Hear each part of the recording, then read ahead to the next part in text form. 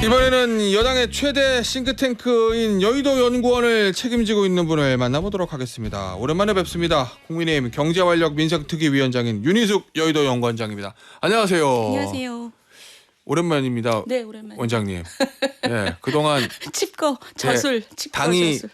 당이 시끌시끌할 때 총선 이후에 한 1년을 조용히 계셨는데 당이 제일 어려울 때 중책을 맡으셨어요. 그러니까요. 예. 네, 그러니까요. 아니 근데 그동안 그러면 이 총선 이후에 총선 참패 후에 전당대회 이후에 유난 갈등에 뭐 이렇게 당이 시끌시끌할 때 어디서 무엇이나 하셨더니 책을 하나 쓰셨다고 그러더라고요. 네, 제가 바빴어요. 예, 책을. 예. 바빠서 선거 떨어지고 예. 뭐 할 말은 많은데 어디 말을 가서 할 데가 없잖아요. 예. 그러니 이제 책을 통해서 해야겠다. 예. 그래서 책을 썼죠. 아니요, 책이 이렇게 딱 있는데 예, 이 책입니다, 이거. 예. 근데 콜드 케이스. 무슨 뜻인지 아시죠, 우리 김 이거 의원은? 드라마 제목 아니에요? 아, 그러니까 젊은 분들은 알더라고요. 예, 이거죠. 미드. 저는 보진 않았는데 네. 이런 미드가 있다는 걸 압니다. 아, 그러니까 무슨 뜻인지 미해결 맞아요, 살인 맞아요. 사건 맞아요. 해결하는 그거를 이렇게 얘기하잖아요. 장기 미제들. 장기 미제. 그러면은 전공이 경제학이시니까 예. 우리나라의 장기 미제 장기적인 경제 문제가 이런 게 있다. 해결해야 된다. 이런 내용이군요. 그렇죠. 이거. 이제 그 뭐 경제 사회 문제인데 예. 책을 쓰다 보니까 이런 문제가 해결 안 되는 거는 또 장기 미제 중에 하나가 우리 정치예요. 우리 아하. 공공부문에 대한 문제. 국회.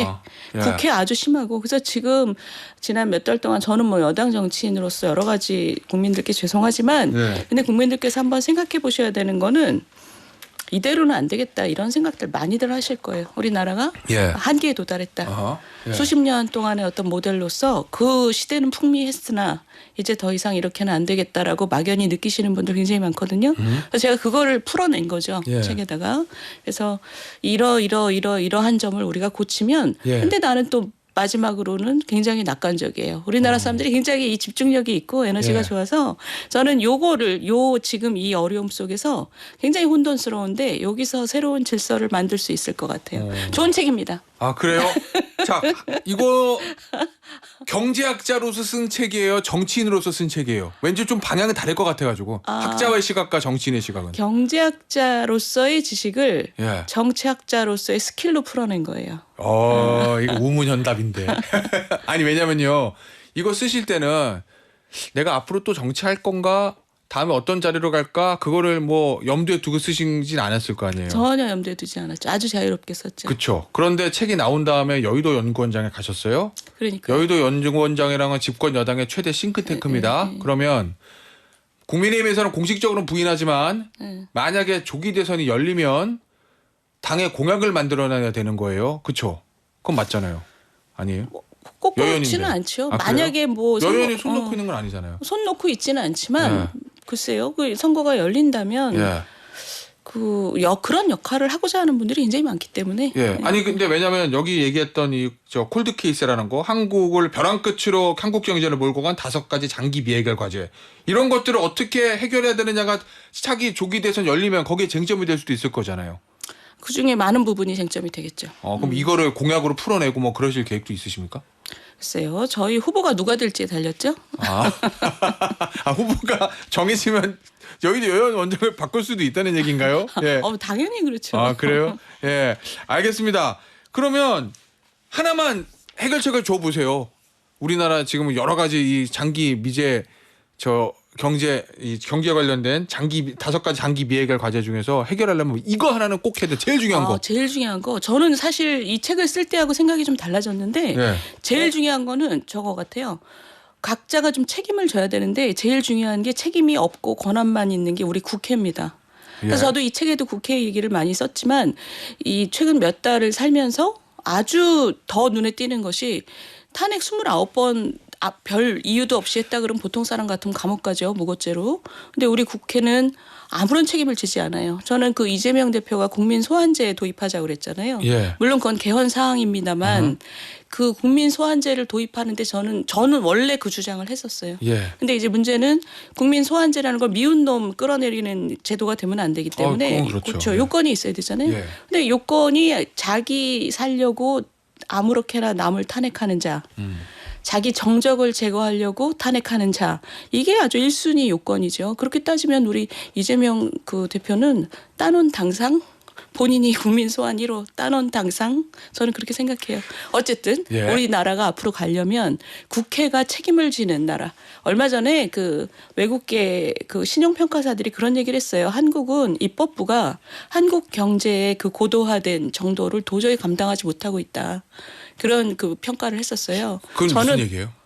우리 경제가 고도화되고 굉장한 자율과 창의가 필요하고 아하. 그리고 첨단으로 나가고 있는데 그 정도의 그 수준의 경제를 그 감당할 만큼의 그 수준의 입법을 못 하고 있다는 거죠. 그러면 뭐 노동시장의 유연화라든지 예를 들면 첨단 산업에 대한 저 규제 완화 이런 모든 것들을 면에서 입법적으로 뒷받침 못 해준다. 그러니까 지금 그 우리 입법부를 보고 그 입법 청문회 가신 전문가들 중에 그런 말씀하신 걸 봤어요. 우리 입법 수준이 이거밖에 안 되는지 개탄스럽다 이런 분들도 계세요. 그러니까 우리 국민의 수준을 못 따라가는 거예요. 근데 국민의 수준을 못 따라가는 이유가 뭐냐면 그건 여야 공이 해당된다는 말씀이신 거죠? 그렇지만 29번 탄핵한 거는 주로 야당이기 예. 때문에 우리나라를 이렇게 국정을 엉망으로 만들고 있는 건 저는 야당 책임이 굉장히 크다고 봐요. 알겠습니다. 이재명 대표 얘기를 하셔서 자연스럽게 그 얘기를 좀 해봐야 될 것 같습니다. 이재명 대표가 우클릭을 하고 있다. 중도 확장 요거를 노리고 있다. 실용적 행보를 하고 있다. 이런 언론의 평가들이 있더라고요. 어떻게 보세요? 최근에 있었던 이재명 대표의 행보들 정책적으로. 우클릭을 했다가 아니라 예. 우클릭을 했다가 말다가 지금 그러고 있죠. 지금 반도체법도 18일 만에 뒤집었고 예. 기본소득은 지금 한 2주 만에 뒤집었죠. 이거 안 하겠다. 추경이 중요하니까. 그래놓고 어제 다시 밀어넣었잖아요. 예. 그 민생회복지원금을 쿠폰으로 소비 쿠폰으로 나눠주겠다. 전 국민 25만 원. 그러니까 전 국민 25만 원. 그게 그러니까 대상을 가리지 않고 얼마나 절박한지 가리지 않고 그냥 뿌리겠다는 거잖아요. 그러니까 원래는 하려고 그랬다가 이것 때문에 추경 평선이 안 되면 포기하겠다고 했다가 어제는 어제 또 집어넣었다. 다시 이 집어넣었죠. 말씀이죠. 예. 그러니까 기본적으로 그 신년사에서 이 사람이 얘기했잖아요. 저 기본 이런 거 이제 안 하겠다 그랬잖아요. 그러니까 경제가 이제 성장해야 되니까. 예. 그것도 대단히 웃겨요. 왜냐하면 본인이 기본 이런 거는 다 성장 전략이라고 했었거든요. 그러니까 저것도 참 대단하다 싶은데 그리고 그 기본이라는 게 대상을 가리지 않고 뿌리는 거이기 때문에 지금 이 저 소비 쿠폰 이런 게 다 같은 얘기예요. 다 그러니까 대상의 어려움을 예. 생각하지 않고 근데 이거를 했다가 말았다가 지금 저분은 그러니까 본성이 뭐냐 그러면 그렇게 했다가 말다가 전혀 그 자기 말에 신뢰를 신경 쓰지 않는 게 본성 같아요. 그러면 그래서 정치인으로서 아주 치명적이죠, 사실. 그럼 어떤 본인이 추구하고 싶은 핵심 가치 이런 거 없다. 그때 입장만 바꾼다 뭐 이런 말씀이신 핵심 거예요? 가치는 예. 저거죠. 나 자신. 아 그래 어떤 의미예요 그게? 그러니까 그때 자기한테 이로울 것 같으면 뭐든지 하는 거죠. 대선 때 왜 그런 거 하셨잖아요. 예. 이재명은 합니다. 수단 방법 가리지 않고라는 뜻을 우리가 다 느꼈잖아요. 지금이 딱 그런 거죠. 아까 우리 저 고민정 의원님 그거 기본 저 소비 쿠폰 그분에 대해서 고민정 의원이 뭐라고 그랬냐면 이건 민주당의 제안이기 때문에 최선의 안을 정부 측이나 또는 국민의힘에서 내놓고 협상할 수 있지 않냐. 더 좋은 안이 있으면 그럼 뭐 포기할 수도 있는 거다. 이렇게. 아니 그러니까 내가 밖에서 듣고 있는데 되게 안쓰럽더라고. 되게 왜요? 이렇게 열심히 실드 치시는데 본인 목소리도 막 되게 좀 자연스럽지 않았어요. 밖에서 듣고 있으려니. 그러니까 누가 들어도 자기 평생에 계속 얘기했던 거를 안 하겠다고 얘기하고 그리고 또 한 2주 만에 또 하겠다고 하고 이런 거는 예. 정치인이라고 보기 매우 어렵죠. 그럼 뭐라고? 아니 정치인의 생각이 예. 바뀔 수 있어요. 예. 바뀔 수 있는데 2주마다 바뀌는 건 너무 웃기죠. 그것도 반복해서. 이건 어때요? 반도체법 관련해서 주 52시간 예외를 그러니까. 할 수 있다. 그런데 이제 지난번에 교섭자체 대표 연설에서 주 4일째 얘기를 해서 국민의힘에서는 두 개가 양립 가능해? 뭐 이렇게 아니 질의하곤 양립을 하던데. 떠나기 전에 떠나서 그분이 뭐라 그랬냐면 자기네 토론하는 데 가서 그렇게 못을 박았어요. 내가 몰아서 일하면 왜 안 돼? 그랬더니 아무도 대답을 못 하더라. 이렇게 얘기했어요. 자기는 확신범이란 뜻이잖아요. 근데 그거 다시 이번에 연설에서 그걸 다시 뭉갰죠. 그러니까 그것도 대단히 이 52시간을 우리가 획일적인 규제를 하는 상태에서 대체 불가능하고 그리고 더 많이 일하기를 원하는 자율적인 사람, 자발적인 사람에 대해서 이걸 좀 풀어주자. 이 고도 프로페셔널에 대해서만 이거를 푸느냐 마느냐 큰 원칙에 대한 얘기예요. 그거를 이렇게 왔다 갔다 하는 거는 그거는 참 이해하기 어려운 행보죠. 그리고 지금 말씀하신 주 4일은 아니 우리 생각만 해도 너무 벅차죠. 4일 일하고 3일 쉬는 거 우리 다 원해요. 근데 그게 안 되는 거는 4일만 그 영업하고 3일 쉬는 회사가 살아남을 수 있을까인 거잖아요. 그러니까 그 얘기는 주 4일을 할 수 있는 회사는 노사가 그냥 합의해서 하면 돼요. 근데 이분이 지금 주 4일 근무를 얘기하는 거는 공권력이 개입해서 그렇게 하겠다는 뜻이잖아요. 그 얘기는 뭐냐면 4일만 일하고도 잘 살 수 있는 대기업이나 공공부문의 노조의 말을 그대로 들어서 지금 저런 얘기를 하는 거예요.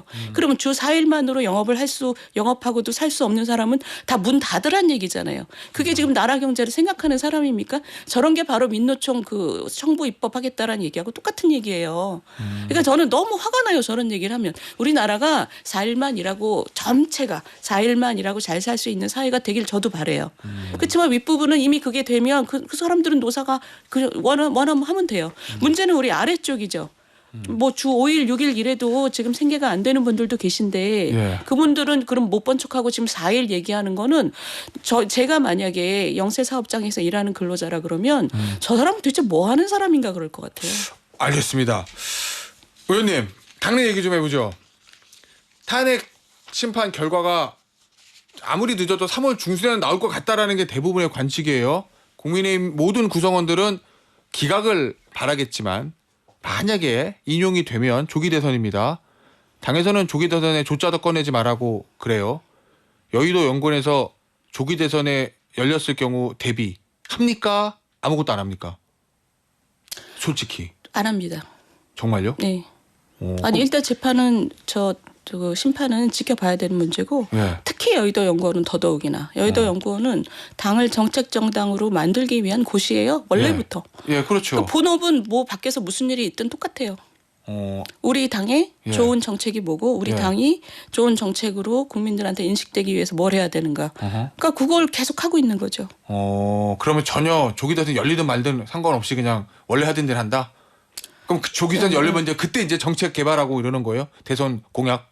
그러니까 저는 지금 예. 정책 개발을 지금 하고 있어요. 근데 그것이 무엇을 위한 목적이냐 그러면 예. 목적이 다를 필요가 있어? 이런 느낌이죠. 그냥 당을 위해서 그냥 평상시 하던 대로 하는 거다? 아니 자, 저는 그러면- 언제 한 달밖에 안 됐으니까. 아, 그래요? 예. 자, 그러면 지금 어쨌든 전 의원이고 지금 당의 중요한 핵심 보직을 맡고 있는 정치인으로서 뭐 전략기획위원회든 지도부든 내부적으로 쉬쉬하면서라도 조기 대선 준비해야 됩니까? 안 하는 게 맞습니까? 저는 일단 제가 질문 드리면 다들 아직 할 필요 없다고 그렇게 공식적으로 답변하셔가지고 어제 조정원 전략기획위원장도 그렇고. 글쎄요. 저는 저는 정책을 맡은 사람이니까 정책 네. 사이드에서는 딱히 그럴 이유가 없지요. 정책적으로는요? 그렇죠. 원래 하던 거 하면 된다? 원래 그게 본업이고 예. 그리고 정당의 본업이죠, 그게. 그래요? 예. 여의도 연구원에서 또 하는 역할 중에 하나가 여론조사잖아요. 여론조사는 아주 부가적인 거예요. 예. 여론조사는 뭐 정책의 수요를 파악하기 위해서 하는 거지. 예. 무슨 그걸 본업으로 하거나 아, 본격적으로 하진 않습니다. 본업은 아니지만 지금 예를 들면 정당 지지도 그다음에 정권 재창출이냐 아니면 정권 교체냐 탄핵에 대한 생각들 요거 내부적으로 여론조사에서 분석하지 않습니까? 저는 못 봐요. 그래요? 원장인데? 정말 그러니까 원장인데 뭐냐면 보지 못합니까? 정책연구원하고 상관없는 일이잖아요. 그거는. 오. 그러니까 그리고 그거를 예. 저는 ARS 조사를 하는 것이기 때문에 그냥 추이만 파악하는 정도예요. 예, 그래서 그렇습니까? 예. 저는 별로 상관이 없는 업무죠. 그러니까 저희는 정책 수요를 파악하는 조사를 해요. 예, 알겠습니다. 자, 그러면 만약에 조기 대선이 열린다고 하면 당은 방향을 어느 쪽으로 설정해야 된다고 보세요? 딱 두 개 중에 하나잖아요. 오른쪽으로 더 갈 거냐, 왼쪽으로 갈 거냐. 중도 확장이냐, 아니면 지지층 강화냐. 그거 항상 딜레마에 특히 이번에는 또 탄핵이 걸려 있어가지고 근데 엄청난 딜레마가 올 것 원래 같은데. 저는 원래 지금 이런 책을 쓴 사람으로서 예. 저는 원래 그렇게 공학적으로 생각하는 건 굉장히 싫어해요. 예. 그러니까 우리나라가 미래로 가기 위해서 어떻게 할 거냐 그거지. 예. 우리나라가 미래로 가기 위해서는 지금 민주당이 저렇게 잔뜩 만들어 놓은 이 어마어마한 그 규제들을 풀고 우리 가장 어려운 분들을 좀 효과적으로 들어올리고 돈을 예. 막 뿌리는 이런 시대는 이젠 좀 종료해야 된다라고 생각해요. 예. 그게 뭐 왼쪽 오른쪽 그 중간에 계신 분들 누구한테 매력을 가질지는 예. 저는 크게 생각 안 해요. 제가 뭐 정치가로서는 좀 미달일 수는 있으나 예. 나라의 미래를 생각하는 정책 연구가로서는 저는 이게 맞다고 생각해요. 근데 원장님이 생각하는 그 정책적인 것들을 실현하려면 국민의힘이 계속 집권해야 될 거 아니겠습니까? 그렇죠. 원장님 입장에서 그렇죠. 보면. 근데 헌재 결과는 원장님이 어떻게 좌우시는 건 아닌데 그렇죠. 만약에 조기 대선이 열리면 뭔가는 기여할 수는 있으실 거잖아요. 그럼 국민의힘이 조기 대선 열려서 또 이기려면 뭐 해야 돼요? 원장님 보셨을 때? 그러니까 지금 우리 김태현 변호사가 조기 대선이라는 말에 너무 혼자 흥분해 있어 지금. 혼자 그러니까 가정적인 상황을 제가 그러니까 전제로 제가 지금 드리는 얘기한 거잖아요. 우리는 네. 그 탄핵 심판의 결과를 주시하고 있다. 거예요. 예. 그리고 그 탄핵 심판이 끝났을 때 우리나라가 더한 혼란으로 들어가지 않기 위해서 어허. 정치인들은 그 고민을 해야 된다. 예. 저는 그렇게 생각해요. 그게 굉장히 가장 중요한 일이다. 그래서 어떤 고민을 하시냐는 거죠. 구체적으로. 아니 그거는 뭐 전략을 맡은 사람들이 하는 것이고 예. 저는 정책을 계속 고민하고 있죠. 어떤 상황이 벌어지더라도 어떤 상황이 벌어지더라도 예. 우리 당이 국민들한테 그 신뢰받기 위한 정책을 만들고 있죠. 알겠습니다. 혹시 개헌도 필요하다고 보세요 지금? 저는 아까 국민 소환제를 위해서 개헌하면 예. 좋겠어요. 그래서 우리 단원 당상 1호부터 좀 소환됐으면 좋겠어요. 권력구조 개편은 필요 없다고 보십니까? 사실 개헌하면 가장 중요한 건 그 부분이잖아요. 그 보통 그렇게 생각하죠. 저는 예. 근데 그렇게 생각하지 않아요. 아, 그래요? 저는 그 지금 국가 권력 기관 전부가 다 책임을 좀 지고 예. 그 쓸데없는 권력을 좀 깎아내는 방식의 그 재편이 필요하다고 생각해요. 그런 면에서는 새 판을 짤 시간 맞죠. 그러니까 권력구조 개편이 가장 중요하다고 하는 것도 제가 볼 때 일종의 신화예요. 신화. 그래요? 우리나라에서 지금 그 책임 안 지는 사람들 국회인데 예. 국회 권한 깎아내는 게 전 제일 중요하다고 생각해요. 알겠습니다. 오늘 인터뷰는 여기서 마무리하도록 하겠습니다. 지금까지 윤희숙 여의도 연구원장이었습니다. 원장님 감사합니다. 감사합니다.